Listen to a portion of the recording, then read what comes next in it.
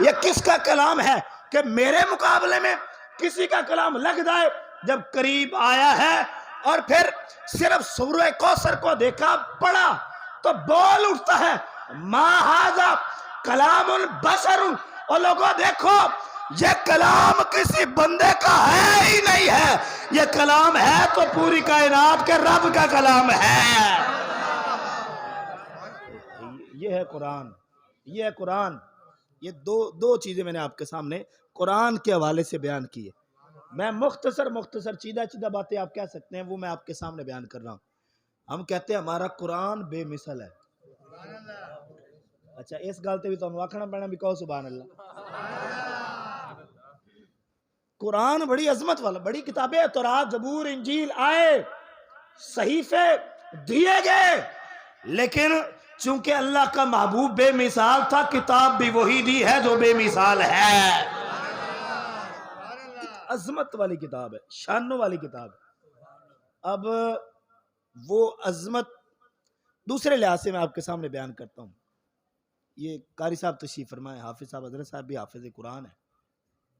हम कहते हैं कुरान तो इतनी अजमत वाली किताब है, इतनी शानों वाली किताब है, इतनी शानों वाली किताब है, ये कुरान जिस सीने में आ जाए वो बंदा भी अजमतों वाला हो जाता है।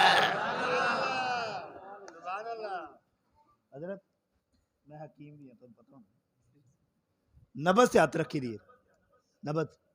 अगली जड़ी मैं गल करनी है ना, बंदा वही बोलेगा जिदा हाजमा जड़ा ठीक है। सही गल, मैं सही बात कर रहा हूं आपके सामने। हाजमा ठीक होगा मौलवी के लिहाज से, मौलवी के लिहाज से हाफजा ठीक होगा, हाजमा ठीक होगा। कुर्बान जाए इस कुरान की अजमत पर कि ये तो इतनी अजमतों वाली है, इतनी शानों वाली है कि ये कुरान अगर किसी बच्चे के सीने में आ जाए, ये नहीं देखा जाता कि खान का है, चौधरी का है, नंबरदार का है, जट का है, अराई का है। अगर किसी आम बच्चे के सीने में ये कुरान आ जाए, इतनी अजमत मिल जाती है कि वो बच्चा मुसल्ले पे है, कोई नंबरदार भी हो पीछे हाथ बांध कर खड़ा होगा। इतनी अजमत वाली किताब, इतनी अजमत वाली किताब है। क्या समझते हैं कुरान को आप? अब ये नहीं देखा जाएगा बच्चा नंबरदार का है, चौधरी का है, खान का है। लफ्ज नहीं मैं बोल सकता, सिर्फ समझाने के लिए। और यार अगर कोई कमी, मैं लफ्ज बोलना नहीं चाहता था, सिर्फ समझा रहा हूं। अगर कोई कमी का बच्चा भी हो, लेकिन अगर सीने में हिफ्ज़े कुरान आ जाए, कुरान आ गया सीने में, अब वो कमी नहीं है, रहबर, रहनुमा, पेशवा और पूरी जमात का इमाम है। कुरान ये चीज है हजरत। अब मैंने कहा था वहां यहां पर वही बंदा बोलेगा जिसका आजमा ठीक है। हक बात है। मौलवी की शान हम तो क्या सुने, हमें तो मौलवी की तरफ देखकर परेशानी हो जाती। हक बात आपके सामने अर्ज कर रहा हूं।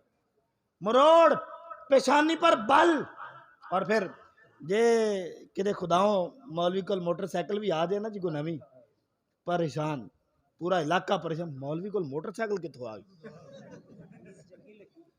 कैसी गल? हाँ ईद चंगी लगी, मतलब बादशाह मुसल्ला नहीं चुनाया, बड़े पैसे आए, बड़े पैसे आए। लेकिन यही कौम यार सोच देखा दे कि एक प्रोफेसर आ जाए ना जिन्हें इंग्लिश पढ़ी है, कोई बैठा भी हो माजरत नाल, क्योंकि असी आने ये सारी दुनियावी तालीम, वकील, जज कोई भी है वो बेहतर नहीं। अल्लाह रसूल ने फैसला कर दिता है ये बेहतर नहीं, बेहतर है कुरान पढ़ने वाला है तो कुरान पढ़ाने वाला है। बस फैसला कर दिता है, फैसला हो गया। अब अगर यही वकील जज है, अगर ये मोटरसाइकिल की बात नहीं, को पराडो पर आ जाए, पजारों पर आ जाए, फिर क्या कहेंगे? फिर हम ये कहूँ भाई बड़ा पढ़ा लिखा है, भाई बड़ा जज है, वकील है, फिर आजमतों के गुण गाएंगे, उसके इल्म के कसीदे पढ़े जाएंगे। और यार अगर कोई दुनियावी तालीम हासिल करने वाला है, उसको इतनी इज्जत देते हो तो खुदारा सोचो ये बच्चा वो है जिसके सीने में किसी अंग्रेज की किताब नहीं है, रब्बे रहमान का कुरान है। थोड़ा सोचना चाहिए, थोड़ा गौर करना चाहिए। और फिर आप ये याद रखें, ये जिसके सीने में कुरान आ जाए ना, ये अजमत कई तरह की होती है। अजमत ज़ाहिरी, अजमत बातनी वो एक अलग बात है। एक और लिहाज से देखते हैं इसको। अजमत ये एक दुनियावी भी होती है कि दुनिया में बड़ी अजमत है, बड़ी इज्जत है, लेकिन अजमत एक और भी है। अजमत ये भी है, मैदान हशर होगा, पूरा जग देख रहा होगा कि हाफिज़ कुरान को अल्लाह कितना मकाम अता फरमाएगा। दो, ये दुनियावी इज्जत भी है हाफिज़ कुरान के लिए, और हशर की इज्जत भी है। अगर जाग रहे हैं, मैंने पहले कह दिया हजरत, आज ना मैं कुछ लोग दिल पे पत्थर रख कर बैठे होंगे आज, लेकिन कुछ लोग जो हैं उनका सीना बाग बाग हो रहा होगा कि यार कितनी शान है कुरान की और हाफिज़ कुरान की। मैं इसको एक और लिहाज से मैं हदीस पाक की सूरत के अंदर आपके सामने बयान करता हूँ। ये तवज्जो मुझे चाहिए होगी, मिलते जुलते नाम है वो आपने याद रखने। शाम में एक ताजर जाता है, वो सामान लेकर आता है, और मदीने में उसका घर है, मदीने की मंडी के अंदर, बाजार के अंदर वो सामान बेचता है। शाम में वो गया, माल खरीदा। जब माल खरीदा, इसका नाम है सालिम बिन जुबैर, ये ताजर का नाम है, मदीने का रहशी था। शाम से, यमन से माल खरीदता, मंडी की मदीना शरीफ की मंडी के अंदर वहां बेचता। शाम में गया, माल ज्यादा खरीद लिया। अब देखिएगा यार कि कुरान अजमत कितनी देता है, इज्जत कितनी देता है। माल ज्यादा खरीद लिया, अब माल को उठाने वाला भी कोई हो, अब माल उठाने वाला कोई नहीं। अब उसने कहा चलो एक गुलाम भी खरीद लेते हैं, चलो माल तो कोई उठाने वाला हो। गुलाम भी खरीद लिया। गुलाम कोई थोड़ा सा हल्के किस्म का गुलाम था, गुलामों की कई अकसाम पुराने दौर। अब वो 13-14 साल का नौजवान लड़का था, गुलाम खरीद लिया। रंग का भी सांवला सा रंग था, पक्का सा रंग था उसका, खरीद लिया। माल भी आ गया मदीना शरीफ मंडी के अंदर, बाजार में माल लगा, सारा माल बिक गया। गुलाम नहीं बिका। खैमे में वो ताजर मौजूद है, सालिम बिन जुबैर। उसने गुलाम को कहा कि जब तक तू नहीं बिकेगा मैंने घर नहीं जाना। अब तू ऐसे कर, बाहर खड़ा हो जा बाजार के अंदर, खैमे में तूने नहीं आना, बाहर खड़ा हो जा, जब तक तू नहीं बिकेगा तू बाहर ही खड़ा रहना।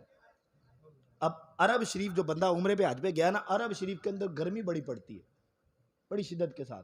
अब अरब शरीफ की गर्मी, वो लड़का जो है बाहर खड़ा है धूप के अंदर, लेकिन हल्के किस्म का जो आता देखता कि यार खरीद ही लूंगा तो आगे दोबारा सेल नहीं होगा। एक पूरा कारोबार था गुलामों का। अब वो देखते चले जाते, सारा दिन गुजर गया, वो धूप में खड़ा है, उस गुलाम को खरीदने वाला बंदा कोई नहीं। दूसरा दिन आ गया, वो गुलाम फिर धूप में खड़ा है, माले खैमे में, वो धूप में, खरीदने वाला कोई नहीं। लोग आते हैं, देख कर चले गए हैं, कोई इस गुलाम का खरीदार कोई नहीं है, हल्का सा है, नकारा सा है, लोग बातें करते चले जाते। तीसरा दिन आ गया, अब मदीना शरीफ के रहने वाले लोग आपस में बातें करने लगे, यार गुलाम है बेचारा, गरीब आदमी है यार, वो देखो है तो हल्का सा, ठीक है अल्लाह ने बनाया ना जैसे है, लेकिन को खरीद ही नहीं रहा। मदीना शरीफ के अंदर एक औरत थी, उसका नाम था तस्बीता। उसको रहम आ गया, तरस आ गया, वो आई, उसने देखा कि गुलाम है बाहर खड़ा है धूप में, चलो खरीद लेती हूँ, धूप से तो बचेगा। खरीद लिया उसने, घर ले आई। घर लाकर गुलाम को कहती है कि मैंने तुझे खरीदना नहीं था, बस तुझ पर तरस आ गया, धूप में खड़ा था इसलिए मैंने खरीद लिया। अब वो खरीद कर घर ले आए, घर के काम काज करने हैं, बाजार से सौदे लाने हैं। गुलाम ही होते थे पहले, लौंडियां, कनीजें, ये सारा मामला माकबल के दौर के अंदर। जाग दे बैठे तो जरा कहो सुभान अल्लाह। जहां मैं आपको लेके जाऊंगा मजा जरूर आएगा, बात सुनने वाली है। अब एक और ताजर था जो आया था मक्का शरीफ से, मदीना शरीफ की मंडी के अंदर, वो अपना माल लेकर आया था। तो जब मंडी में आया तो दूसरे जो लोग थे दुकानदार, उन्होंने यही वाकया सुनाया कि यार एक गुलाम था, खरीदने वाला कोई नहीं था, वो बेचारा 3 दिन तक खड़ा रहा। एक औरत आई बड़ी रहम दिल, उसने खरीदा, तब जाकर गुलाम की जान छूटी धूप से। अब इस ताजर का नाम था उज़ैफा। उसको एक तो ताजर था, उसने शादी भी करनी थी, उसको बड़ी बात भली लगी कि यार ये औरत बड़ी रहम दिल है, बड़ी अच्छी औरत है। उसने शादी का पैगाम भेजा। उस औरत ने देखा कि बंदा ताजर है, ताजर बंदा अमीर आदमी है। अब उसने शादी का पैगाम कबूल कर लिया, शादी हो गई। कुछ दिन ये ताजर मक्के का रहने वाला मदीने में ठहरा, लेकिन फिर कुछ दिन के बाद उसने अपनी बीवी को कहा कि अब मेरा घर तो मदीने में नहीं है, मक्के से मैं आया हूं, अब चलो अपने घर चलते हैं। ठीक है जी सरताज, ओके। अब गुलाम और वो बीवी उसकी और वो ताजर मदीने से मक्के आ गए हैं अपने घर, ताजर के घर। जब मक्के आए वो माहौल ऐसा था कि इधर मेरे नबी ने नबूवत का ऐलान कर दिया है, नबूवत का ऐलान कर दिया। अब नबूवत का ऐलान किया। वो दोस्त थे हजरत उस्मान गनी रदिल्लाहु ताला अन्हु। अब वो पहुंचे हजरत उस्मान गनी रदिल्लाहु ताला अन्हु, आपने इस्लाम पेश किया, इस्लाम पेश किया। काम होता है ना जी, अपना अपना काम। हमारे ये एक बात दरमियान में एक बात आई, आप जाग रहे हैं तो जरा कहीं सुभान अल्लाह। मेरी गली से अगली गली के अंदर एक मास्टर था, मास्टर बरकत, ईसाई, सारी जिंदगी जब स्कूल में पढ़ाया। अब वो मेरे एक अजीज थे, उनका बड़ा दोस्त था, ताल्लुक था उसके साथ। अब हमारा ईसाई से क्या ताल्लुक। अब हमने आना मदरसे से सीधा घर, घर से मदरसे, मदरसे से घर, लेकिन वो हमसाया था, मैंने कभी सलाम भी नहीं लिया उसे, ताल्लुक ही नहीं है हमारा, क्योंकि हमारा तो ताल्लुक उससे है ना जो हमारे नबी का है। उसने एक दिन रोक लिया, मेरी शादी करीब थी, उसने कहा पंजाबी के अंदर, लेकिन मैं उर्दू में आपके सामने बयान करूँ, मौलवी साहब आपकी शादी है, कोई बात शात नहीं, कोई लिफ्ट ही नहीं, पता नहीं शादी पे बुलाओगे कि नहीं बुलाओगे, बैठो तो सही। अब हम बैठ गए, लेकिन हमने तो अपना काम करना है ना। अब उसने अपनी जो बात सुनानी तो सुनाई। उसके बाद मैंने कहा जी मास्टर साहब एक सवाल है जी। मैंने कहा जी सवाल ये, सारी जिंदगी स्कूल पढ़ाया है, इस्लाम भी पढ़ा होगा, पढ़ा है, ये हमारे लिए भी काबिल फिक्र बात है, पढ़ा है। मैंने कहा जी फिर अगर पढ़ा है तो इस्लाम बड़ा प्यारा मजहब है, आप कबूल क्यों नहीं करते। उसने कहा जी वाकई प्यारा मजहब है, अच्छा मजहब है, मैंने खुद पढ़ा है, सारी जिंदगी पढ़ाया है, लेकिन कबूल इसलिए नहीं करती कि मुसलमानों के काम अच्छे नहीं है। ये ईसाई मास्टर मुझे कह रहा है, लेकिन असी हम मौलवी बंदे।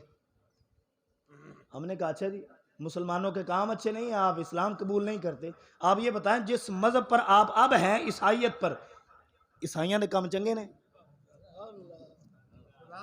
ईसाइया ने काम चंगे ने, वो ईसाइयत पर खड़े हो, ईसाइयत के काम अच्छे हैं। अब वो उसके मुंह से जो जुमला निकला वो पंजाबी में ही, मैं पंजाबी में ही सुनाना चाहूंगा। अरे ये मौलवी साहब ये सारे नालों ज्यादा वड्डे उल्लू दे पट्टे ने ईसाइयत के बारे में। मैंने कहा जी अगर ये ज्यादा खराब है, ज्यादा उल्लू दे पट्टे ने, तो सोने फिर उधर क्यों खलोते हो, उन्हें भी छड़ के किसी और मरो जाके। हमारा तो इसलिए कबूल नहीं करे, मुसलमानों के काम अच्छे नहीं है, उधर ईसाइयों के काम भी अच्छा नहीं, उधर क्यों खड़े हो। अब मास्टर बूढ़ा हो गया था, उसने कहा जी मौलवी साहब मैं ब्लड प्रेशर का मरीज हाँ, मेरे ना बहस ना करो, बहस नहीं होंगी। मैं कहा जी मैं बहस नहीं की, जेड़ा मेरा काम है ना, मैं अपना काम किया है। हजरत हमारा काम है, हमारा काम है, और ये हर मुसलमान का काम होना चाहिए कि जिधर बैठे या अल्लाह की बात होगी या अल्लाह के महबूब की बात होगी। हजरत उस्मान गनी रज़ियल्लाहु ताला ने इस्लाम पेश किया। अब उसने कहा कि ताजर ने, उसने कहा मैं अकेला इस्लाम कबूल नहीं करूंगा, मैं अपनी बीवी को भी साथ लेके जाऊंगा, अपने गुलाम को भी। अब वो आया, बीवी को साथ लिया, गुलाम को साथ लिया, बारगाह मुस्तफा में आ गया। मेरे नबी ने कलमा पढ़ाया, कलमा पढ़ाने के बाद मेरे आका अलैहिस्सलाम ने दरस दिया, दरस सुना, और वो ताजर और बीवी और गुलाम घर आ गए। अब वो तस्वीर था औरत जिसने गुलाम खरीदा था, गुलाम को बुलाया, उसने कहा बता हम अपने नबी का कलमा पढ़कर आए हैं, नबी ने क्या दरस दिया। मेरे नबी ने यही कहा ना, जिसने किसी गुलाम को आजाद किया अल्लाह उसे जहन्नम से आजाद फरमा देगा। उसने कहा जी सुना। उस औरत ने कहा मैंने अपने नबी की बात पर अमल किया, जा मैंने तुझे आज से आजाद कर दिया, गुलाम आजाद हो गया। आगे बात मजा लेने वाली है, जरा थोड़ा जागने का सबूत दे, जरा कहें सुभान अल्लाह। मेरे बुजुर्ग तशरीफ फरमाए, इनसे नहीं ये अजमतों के मीनारे, लेकिन जो नौजवान बैठे हैं वो समझिएगा। अब लेकिन गुलाम ने रोना शुरू कर दिया, आजादी बड़ी नेमत। उसने कहा जी मैं तो यहाँ का रहायशी नहीं, मुझे तो खरीदा गया था यमन से, मदीने आया फिर मक्के आ गया, आपने आजाद कर दिया, मैं किधर जाऊंगा। तो उस ताजर ने कहा परेशान नहीं होना, आजाद तो कर दिया लेकिन तू यहीं रह, जगह भी मिलेगी, खाना भी मिलेगा, हर चीज जो जरूरियात जिंदगी से ताल्लुक रखती है हम अता करेंगे। अब पहले तो था गुलाम, नौकरी करनी, गुलामी करनी, घर के काम काज करने, लेकिन अब हो गया आजाद। जब आजादी मिली, काम ही कोई नहीं, तो मेरे नबी के मदरसे में आ जाता है। मेरे नबी के मदरसे में आ गया, मेरे आका के सामने, मेरे आका ने कुरान पढ़ाना शुरू कर दिया। अब वो गुलाम कुरान पढ़ता है, पढ़ता रहता है, पढ़ता रहता है, पढ़ता रहता है। अब वो माकबल आपने याद रखना है, वक़्त था कि खरीदने वाला कोई नहीं था, वक़्त था बाजार में खड़ा है, कोई देखने वाला नहीं है, लेकिन एक वक़्त आया, सीने में कुरान आया, मेरे नबी ने फरमाया ऐ सालिम, अब गुलाम का नाम है, फरमाया सालिम कुरान की तिलावत तो सुनाओ। अब मजा ले यहाँ पर, ओ यार वक़्त है कि खरीदने वाला कोई नहीं है, कुरान सीने में आया है, तिलावत कर रहा है, सुन नबियों का सरदार रहा है।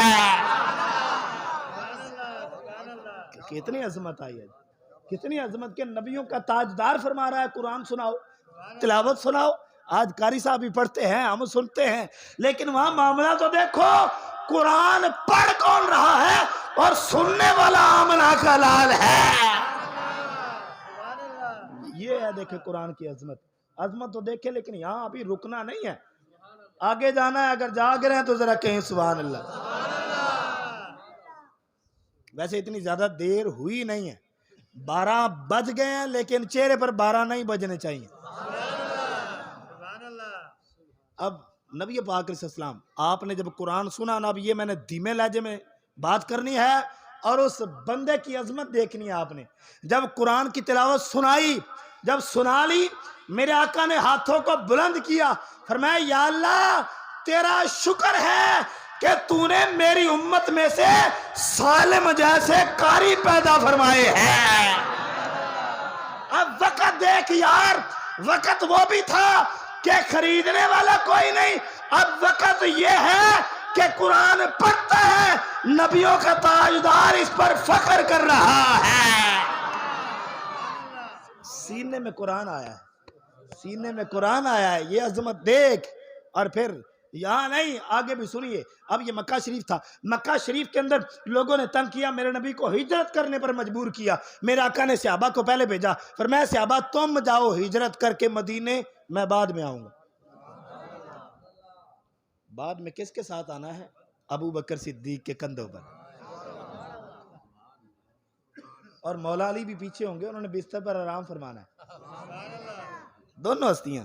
और क्या कमाल है आले सुन्नत जमात पर, हम जो हैं अली को भी मानते हैं और सिद्दीक को भी मानते हैं। और कुछ लोगों को है सिद्दीक से तकलीफ है, किसी को मौला अली से तकलीफ है, और किसी को मौला अली से प्यार है, सिद्दीक के बारे में बुग़्ज़ है। लेकिन अहमद रजा के गुलाम ऐसे हैं जो अली के भी गुलाम है, सिद्दीक के भी गुलाम है। दोनों के गुलाम, दोनों के ही गुलाम है। अब देखें सहाबा किराम चलते हैं मक्के से मदीने।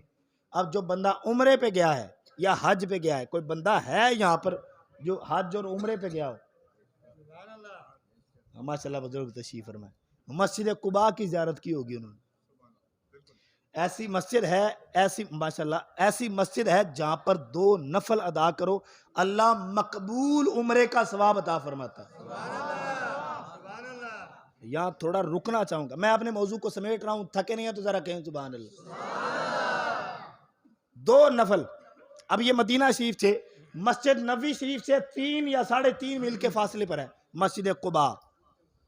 अब जब सहाबा मक्के से मदीने आए थे ना जी, अब मक्के में खाना काबा, मक्के में हजर अस्वद, मक्के में सफा मरवा की पहाड़ियाँ, हज भी होगा उम्रा भी होगा। सहाबा मक्के से हिजरत करके मदीने आए, उन्होंने कहा या रसूल अल्लाह मक्के में थे तो खाना काबा का तवाफ करते थे, मक्के में थे सफा मरवा की पहाड़ियाँ वो चक्कर लगाते थे, उम्रा भी करते थे, सवाब मिल जाता था। यहाँ ना खाना काबा ना सफा मरवा की पहाड़ियाँ, उम्रा कैसे करेंगे? मेरे नबी ने फरमाया सवाब की बात है, तुम क्या समझते हो, तुम्हारा नबी बेबस और मजबूर है। हजरत मैंने यहाँ पर जुमला खुद से डाला है, समझिए। तुम क्या समझते हो तुम्हारा रबी बेबस है? फरमाया सुनो, मैं कहता हूं जो बंदा इस मस्जिद में 2 नफल अदा करेगा अल्लाह उसे मकबूल उम्रे का सवाब अता फरमाएगा। मकबूल उम्रे का सवाब अता फरमाएगा। अब ये मस्जिद कुबा है। अब मेरे नबी अभी मक्के में हैं, सहाबा किराम मक्के से हिजरत करके मदीने में आ जाते हैं सहाबा किराम। अब वो मस्जिद कुबा के अंदर ठहरे जी, सहाबा किराम मस्जिद कुबा के अंदर आकर ठहरे। मेरे नबी तो अभी मक्के में ही है, हजरत अबू बकर सिद्दीक भी मक्के में, मौला अली भी मक्के में, सहाबा किराम आ गए। अब जब मस्जिद कुबा, वो पिछली बात जेर में रखनी है, मस्जिद कुबा में सारे सहाबा जमा है, नमाज का वक्त आ गया। जलीलुल कदर सहाबा, बड़े बड़े सहाबा किराम, किबार सहाबा, हजरत उमर फारूक रदियल्लाहु तआला जैसे मौजूद हैं। अब नमाज का वक्त आ गया, जमात कौन करवाएगा? शहर कौन सा है? मदीना। हजरत उमर फारूक, सहाबा किराम मौजूद है। आपने आवाज लगाई, फरमाया वो सालिम, वो गुलाम किधर है? जरा पिछला नक्शा सामने लेकर आए ना। शहर कौन सा है? मक्का। मदीना कौन सा? मदीना। ये वही मदीना है। 3 दिन तक यही बंदा खड़ा रहा, खरीदने वाला कोई नहीं है, देखने वाला कोई नहीं है। आज यही मदीना है, वो गुलाम मुसल्ले पर खड़ा है, बड़े बड़े सहाबा हाथ बांधकर पीछे खड़े हैं।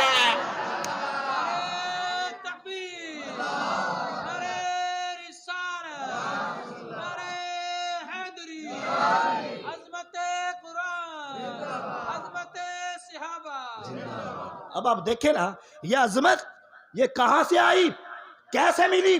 था वो गुलाम, लेकिन कमाल देखें, जब कुरान सीने में आया, कुरान मेरा नबी भी सुनता है और सहाबा पीछे हाथ बांधकर नमाजें भी पढ़ते हैं। ये कुरान इज्जत अता फरमाता है। ये तो हो गई अजमत जाहिरी, दुनियावी इज्जत, दुनियावी। ये छोटी सी एक और बात अर्ज करता चलूं इसी के साथ ही, जरा कहें बुलंद आवाज से सुभान अल्लाह। यही हजरत उमर फारूक रदियल्लाहु ताला अन्हु, जब आपका विसाल हुआ ना, मैंने समझ में आए तो बोलना है, आपने सिर्फ समझाना है। हजरत उमर फारूक रदियल्लाहु ताला अन्हु का विसाल हुआ ना, आपको जब आप पर हमला किया गया, मस्जिद के अंदर हमला हुआ, जब आपको उठाकर घर पर लेकर आए, आपने अपनी बीवी को उस हालत के अंदर जख्मी थे आपने जो जुमला बोला, यार कुरान देखे कितनी अजमत अता फरमाता है। हजरत उमर फारूक ने अपनी बीवी को कहा, फरमाया आज अगर वो सालिम जिंदा होता, आज सुनिएगा, आज अगर सालिम जिंदा होता, मुझे अपनी हम नशीनी का, अपनी तख्त नशीनी की कभी भी फिक्र ना होती। ये है दुनियावी अजमत। कौन दे रहा है? कुरान। लेकिन आज हमने तो मौलवी को हकीर समझा, हकारत की निगाह से देखा। मौलवी है, तनख्वाह भी हमने 5-7 हज़ार रखी, मिल के मजदूर से भी कम। मौलवी है, हाफिज है, कोई बात नहीं। लेकिन सामीन मुकर्रम, आज इससे जुल्म बाला जुल्म तो देखें, हकीर देखना नहीं, सिर्फ देखना नहीं, समझना नहीं, जुमले कसने। जुमले, एक जुमला मैं भी जो है ना, वो नकले कुफर नबाशत वाला मामला होगा, मैं बयान करता हूँ। तुझी तो ये हिसाब लाया ना जी, मौलवी बख्शे गए तो रहेंदे ऐसा भी नहीं।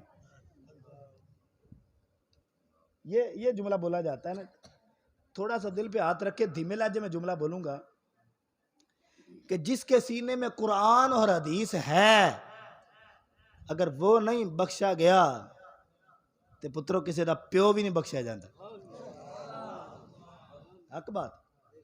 जिसके सीने में कुरान और हदीस है, चलो मैं हदीस पढ़ता हूं और बुखारी से पढ़ता हूं। मेरे नबी अलैहिस्सलाम ने इरशाद फरमाया जो बंदा हाफिज कुरान होगा, अल्लाह ये मकाम अता फरमाएगा कि उसके खानदान के वो 10 बंदे जिन पर जहन्नम वाजिब हो चुकी होगी, हाफिज कुरान उनको जहन्नम से बचाकर जन्नत में लेके जाएगा। तुसी तो आख्या जे मौलवी बख्शा गया तो रेंदे, असी भी नहीं। और तुसी तो मौलवी दी बख्शिश च शक कर रहे हो, मौलवी तो जहन्नमियां नू जन्नती बना रहा है। हुण जरा थोड़े ढिले हो गए, जरा कहो सुभान अल्लाह। मेरे भाई मजाक एक तरफ, लेकिन थोड़ा सा सोचना है कि हम उंगली किस पर उठाते हैं। वो बंदा जिसके सीने में कुरान है, वो बंदा जिसके सीने में हदीस है, उस पर उंगली उठाई जाती है। प्यार करें, प्यार मोहब्बत करें, अब उलमा को इज्जत दें, हुफ्फाज को इज्जत दें। और फिर आज हमारे नौजवान बच्चों ने देखा यार, जो अंग्रेजी पढ़ता है, जो स्कूल पढ़ता है, उसके नीचे गाड़ी है, कुर्सी पर बैठता है, लोग हाथ चूमते हैं, और जो मौलवी है, हकीर सा है, लोग बातें करते हैं, इज्जत भी नहीं करते। तो खुद सोचें, हमारे बच्चे अंग्रेजी पढ़ने जाएंगे या कुरान पढ़ने आएंगे?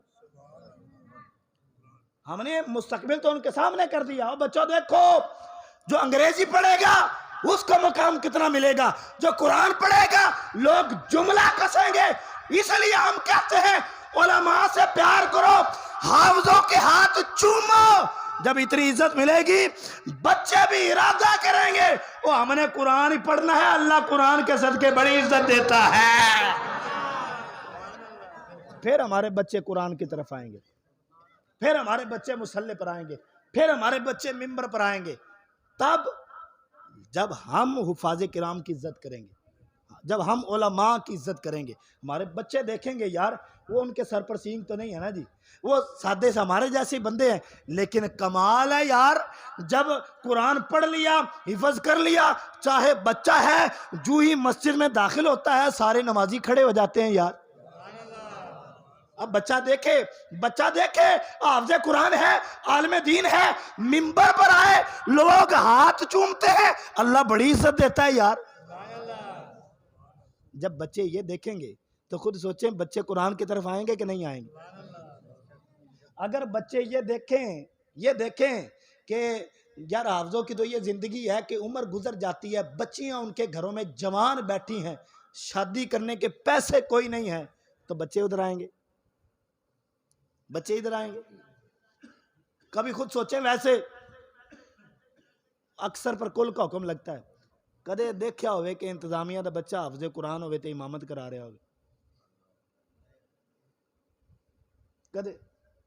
कभी उनको भी पता है ना जी, पता है 5-7 हज़ार ते तनख्वाह है यार।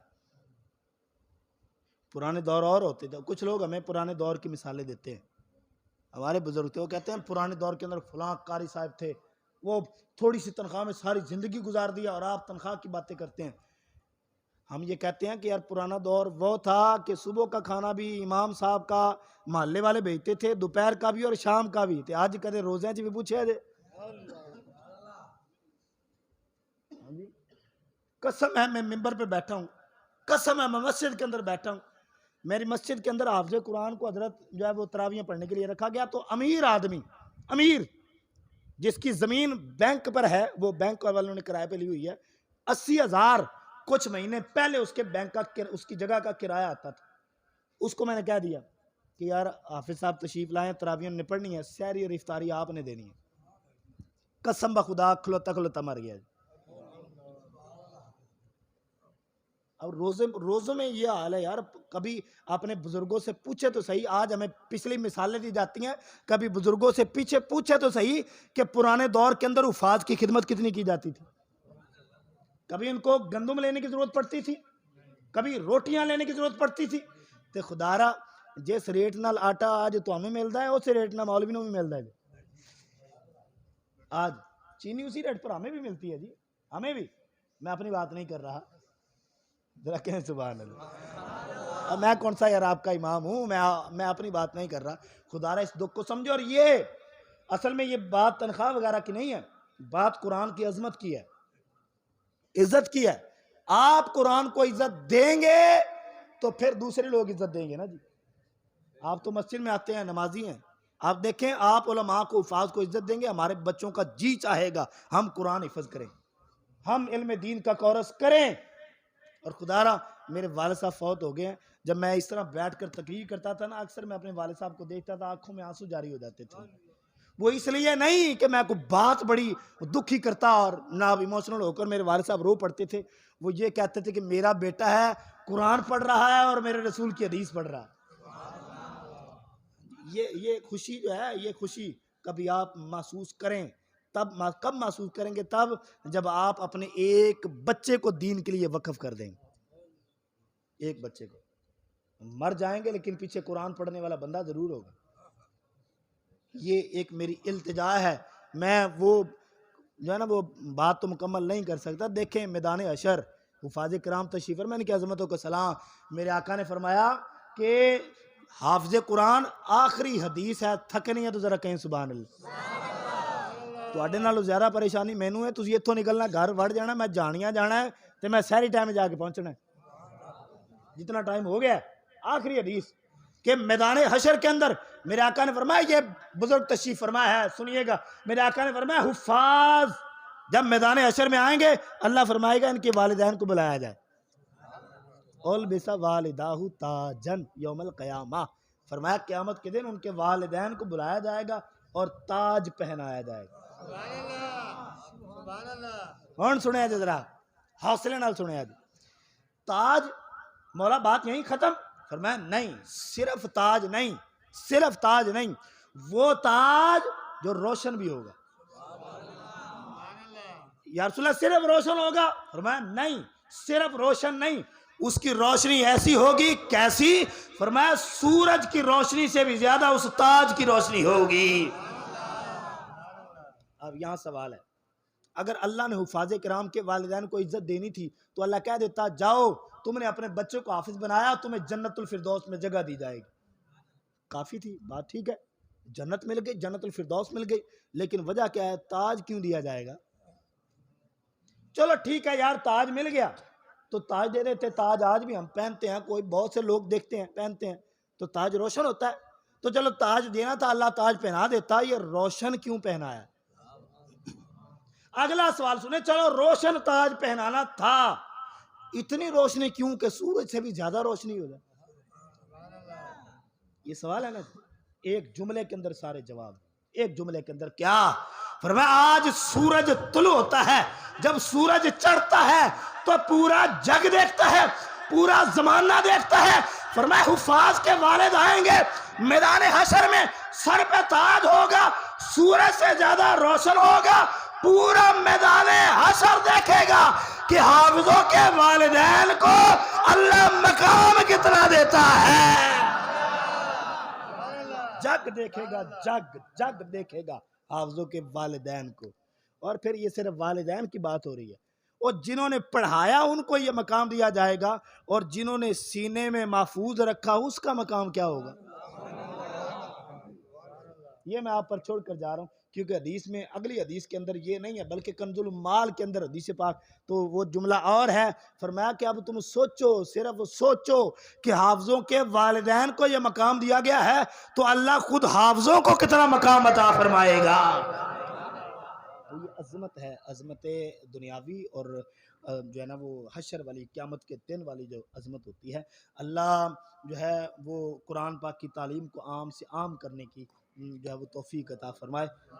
हमारी हाज़िरी को अपनी बारगाह मुक़द्दसा में शर्फ़ कबूलियत अता फरमाए। क़िबला कारी साहब, हज़रत साहब, या जिन बच्चों ने, जिन हुफ़ाज़ ने कुरान पाक पढ़ा सुना, उनका पढ़ना सुनना अल्लाह जल्ला वाला मकबूल व मंजूर फरमाए। वाखिर दावा यानी अल्हम्दुलिल्लाहि रब्बिल आलमीन।